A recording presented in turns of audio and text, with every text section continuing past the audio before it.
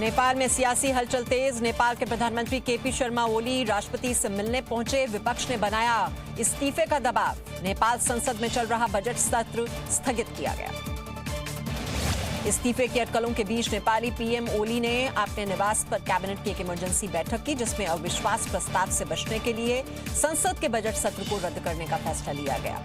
ओली को डर है कि अगर संसद का सत्र चला तो उनके ऊपर इस्तीफे को लेकर और दबाव बढ़ेगा। केपी ओली सरकार पर आए संकट के बीच चीन ने नेपाल में अपनी खुफिया एजेंसी की मौजूदगी बढ़ा दी है। चीन के जासूस कोरोना में मदद के नाम पर नेपाल में आना शुरू हो गए हैं। ये जासूस नेपाल में भारत का प्रभाव कम करने में लगे हुए हैं। चीन के साथ ही पाकिस्तान भी नेपाल में आईएसआई एजेंट्स की संख्या बढ़ाने में जुटा है। गलवान घाटी में चीन पीछे हटने को तैयार। सूत्रों के मुताबिक चीन शांतिपूर्ण हल के लिए तैयार है। साथ ही पीछे हटने की प्रक्रिया पर चर्चा जारी रहेगी। हालांकि 6 जून की पहली बैठक में भी पीछे हटने पर सहमति बनी थी। सूत्रों के मुताबिक लंबा खिंच सकता है तनाव। दूरसंचार मंत्री रविशंकर प्रसाद ने देश में चीन के मोबाइल ऐप्स को बैन किए जाने के केंद्र सरकार के कदम को चीन के ऊपर डिजिटल स्ट्राइक बताया है। रविशंकर प्रसाद ने कहा, भारत ने चीन पर डिजिटल स्ट्राइक की है। हमने देश के लोगों के डेटा की सुरक्षा को ध्यान में रखते हुए चीन के ऐप्स पर बैन लगाया है। चीन से सीमा विवाद के बीच कल लद्दाख नहीं जाएंगे रक्षा मंत्री राजनाथ सिंह। जल्द ही दौरे की नई तारीख तय की जाएगी। देश में हाईवे निर्माण से जुड़े प्रोजेक्ट्स में चीन की कंपनियां बैन की जाएंगी। केंद्रीय सड़क परिवहन मंत्री नितिन गडकरी ने कहा है कि ऐसे किसी भी साझा उद्यम को सड़क निर्माण की इजाजत नहीं दी जाएगी जिसमें चीन की कंपनी हिस्सेदार।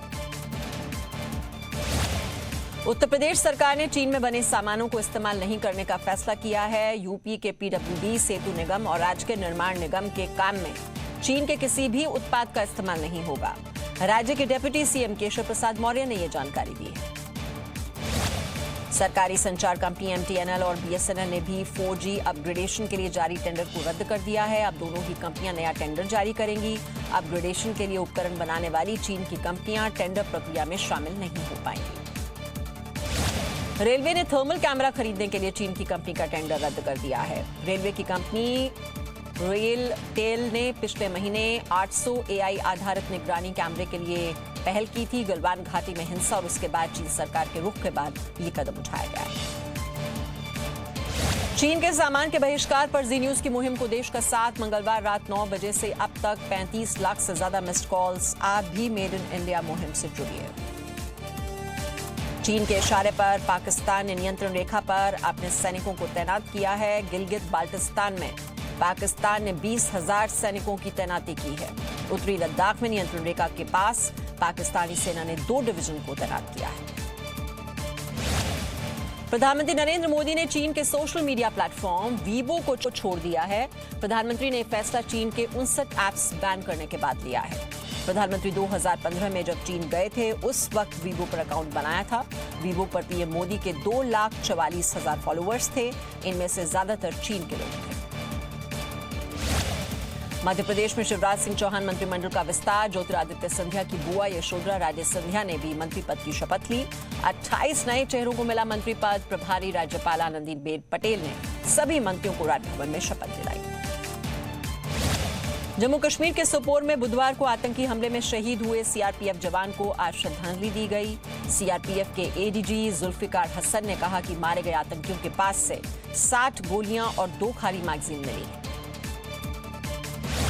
तमिलनाडु के टुटिकोरिन में पिता पुत्र की पुलिस हिरासत में हुई मौत पर बड़ी कार्रवाई। आरोपी दारोगा को गिरफ्तार किया गया। हाईकोर्ट के आदेश के बाद सीबीसीआईडी ने 6 आरोपी पुलिस वालों के खिलाफ हत्या का केस दर्ज कर मामले की जांच शुरू कर दी है। दारोगा की गिरफ्तारी के बाद बाकी आरोपी पुलिस वालों की तलाश में छापेमारी की जा रही है। कोरोना संकट पर गृह मंत्री अमित शाह की दिल्ली और हरियाणा के मुख्यमंत्रियों के साथ बैठक। शाम 4:30 बजे वीडियो कॉन्फ्रेंसिंग के जरिए दोनों मुख्यमंत्री बैठक में शामिल होंगे। देश में कोरोना संक्रमण फिर बढ़ा। बीते 24 घंटे में 19,148 नए मामले सामने आए। 24 घंटे में 434 लोगों की मौत। देश में कोरोना संक्रमितों की संख्या बढ़कर 6,04,441 पहुंची। 3,59,000 लोग ठीक हुए। कोरोना से अब तक 17,834 लोगों की मौत हो चुकी है। दिल्ली के मुख्यमंत्री अरविंद केजरीवाल ने कोरोना संक्रमण से ठीक हो चुके लोगों से अपील की है कि प्लाज्मा डोनेट करने के लिए आगे आएं। प्लाज्मा देने में 45 से 60 मिनट लगते हैं। प्लाज्मा डोनेट करने के लिए 1031 नंबर पर फोन किया जा सकता है। आईआईटी दिल्ली के छात्रों ने एम्स के साथ मिलकर कोविड-19 ऐप बनाया है। ये प्लाज्मा डोनर को कोरोना के क्रिटिकल मरीजों से जोड़ेगा और जरूरत पड़ने पर प्लाज्मा लिया जा सकेगा। कोरोना के इलाज में प्लाज्मा थेरेपी अब तक सबसे असरदार मानी जा रही है।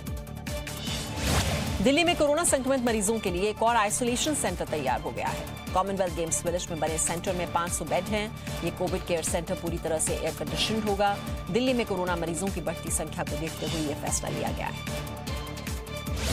मुंबई के सभी कंटेनमेंट जोन में धारा 144 लगा दी गई है। मुंबई पुलिस के इस आदेश के बाद रात 9 बजे से सुबह 5 बजे तक आवाजाही प्रतिबंधित की गई है। आवश्यक सेवाओं को इसमें छूट दी गई है। कोरोना पर जारी दिशा निर्देशों का पालन नहीं करने पर मुंबई पुलिस की बड़ी कार्रवाई। मुंबई पुलिस ने बीते 2 दिन में 5800 से ज्यादा गाड़ियों को जब्त किया है। ये सभी गाड़ियां कोविड-19 के तहत जारी दिशा निर्देशों का पालन नहीं कर रही हैं। हिमाचल प्रदेश में ऊना के माता चिंतपूर्णी मंदिर में इस बार श्रावण अष्टमी मेले का आयोजन नहीं होगा। कोरोना संक्रमण को देखते हुए जिला प्रशासन ने इस मेले के साथ ही दूसरे धार्मिक कार्यक्रमों पर भी पाबंदी लगा दी है। जिला उपायुक्त ने कहा है कि पिछले महीने जिले में कोरोना के 69 नए मामले आए हैं। ऐसे में जोखिम नहीं लिया जा सकता। तमिलनाडु सरकार ने रामेश्वरम समेत दूसरे मंदिरों को दोबारा खोलने के लिए दिशा निर्देश जारी कर दिए हैं। नियमों के मुताबिक श्रद्धालुओं को मास्क के साथ ही मंदिरों में प्रवेश मिलेगा। इस दौरान उन्हें सामाजिक दूरी का पालन करना होगा। मंदिर में प्रसाद वितरण करने और नारियल फूल चढ़ाने पर पाबंदी लगाई गई है। उदयपुर में कोरोना संक्रमण के 31 नए मामले सामने आए हैं। इनमें से 22 उदयपुर में रहने वाले स्थानीय लोग हैं, जबकि 9 लोग राजस्थान के दूसरे इलाकों से आए हुए प्रवासी हैं। इसके साथ ही उदयपुर में संक्रमितों की संख्या बढ़कर 734 हो गई है। कर्नाटक के बेलारी में कैमरे में रिकॉर्ड हुई प्रशासन की संवेदनहीनता। कोरोना संक्रमित शवों से बदसलूकी के बाद अब दावणगेरे और यादगीर जिले से भी ऐसी ही तस्वीरें सामने आई हैं। तस्वीर में पीपीई किट पहने स्वास्थ्य कर्मचारी शवों को घसीटकर गड्ढे में डाल रहे हैं। तस्वीरों के वायरल होने के बाद लोगों ने नाराजगी जताई है। कांग्रेस महासचिव प्रियंका गांधी वाड्रा लखनऊ के कॉल हाउस में शिफ्ट हो सकती हैं। 3 महीने पहले कॉल हाउस की मरम्मत शुरू कर दी गई थी। ये बंगला गांधी परिवार की करीबी शीला कौल का है। अगस्त के आखिर या सितंबर महीने की शुरुआत में संसद के मॉनसून सत्र की संभावना पर विचार किया जा रहा है। सूत्रों के मुताबिक सरकार ने सत्र को लेकर अंतिम फैसला नहीं लिया है। मॉनसून सत्र के आयोजन के लिए सबसे बड़ी चुनौती सामाजिक दूरी का पालन करना है। रेलवे में निजीकरण का रास्ता साफ हो गया है। केंद्र सरकार ने 109 जोड़ी प्राइवेट ट्रेन चलाने के लिए प्रस्ताव मांगा है। पूरे देश के रेलवे नेटवर्क को 12 क्लस्टर में बांटा गया है। इन्हीं 12 क्लस्टर में प्राइवेट ट्रेनें चलेंगी। कांग्रेस ने इसका विरोध किया है।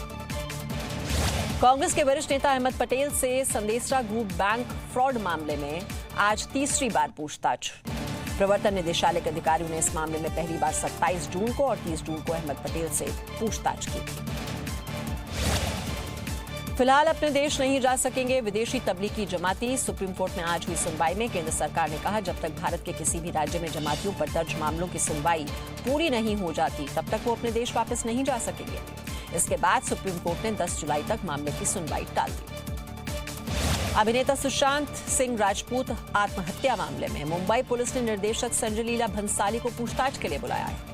फिल्म रामलीला में पहले सुशांत सिंह को कास्ट किया जा रहा था, लेकिन बाद में रणवीर सिंह को फिल्म में लीड एक्टर बनाया गया। पुलिस जानना चाहती है कि क्या इसके लिए यशराज फिल्म्स की तरफ से कोई दबाव आया था। यूपी के ललितपुर में लगातार तीसरी बार पाकिस्तान से आई टिड्डियों ने हमला बोला है। कृषि विभाग के मुताबिक करीब 2 किलोमीटर लंबा टिड्डियों का झुंड जिले में आया है। दमकल विभाग ने दवाओं का छिड़काव कर बड़ी संख्या में टिड्डियों का प्रबंधन किया है, लेकिन अब भी लाखों टिड्डियां खेतों और पेड़ों पर जमी हुई हैं। बिहार के सासाराम में पिकनिक मनाने गए 2 युवक पानी की तेज धार में फंस गए। मौके पर पुलिस पहुंची और कई घंटे की कोशिश के बाद इन दोनों को निकाला गया। झरने में अचानक उफान की वजह से ये परेशानी हुई।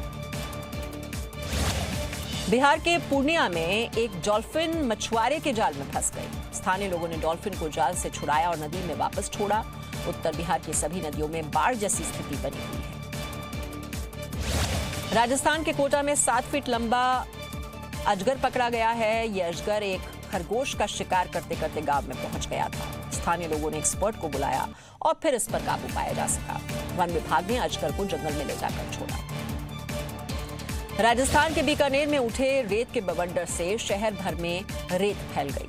थोड़ी देर के लिए हर तरफ अंधेरा छा गया। धीरे धीरे ये तूफान शांत हुआ और लोगों ने चैन की सांस ली। यूपी के अमरोहा में पुलिस ने 12 घंटे में एक नवजात बच्ची को उसके मां बाप के पास पहुंचा दिया। ये बच्ची सरकारी अस्पताल से चोरी हो गई थी। पुलिस इस मामले में 2 लोगों से पूछताछ कर रही है। छत्तीसगढ़ में सुरक्षा बलों को अहम कामयाबी मिली है। दंतेवाड़ा में एक साथ 18 नक्सलियों ने आत्मसमर्पण किया है। इनमें 4 इनामी नक्सली भी शामिल हैं। मुख्य धारा में शामिल होने वाले इन नक्सलियों पर आगजनी और लूटपाट के कई आरोप। मध्य प्रदेश के इंदौर में 2 पक्षों के बीच मारपीट हुई है। जानकारी के मुताबिक हमलावरों ने पुलिस के सामने भी पीड़ितों को नहीं छोड़ा। बीच बचाव के लिए आए कुछ पुलिसकर्मियों को भी चोट आई है। मारपीट के बाद हमलावर भाग निकले। Presenting B News app, available on Google Play and App Store. Download it now.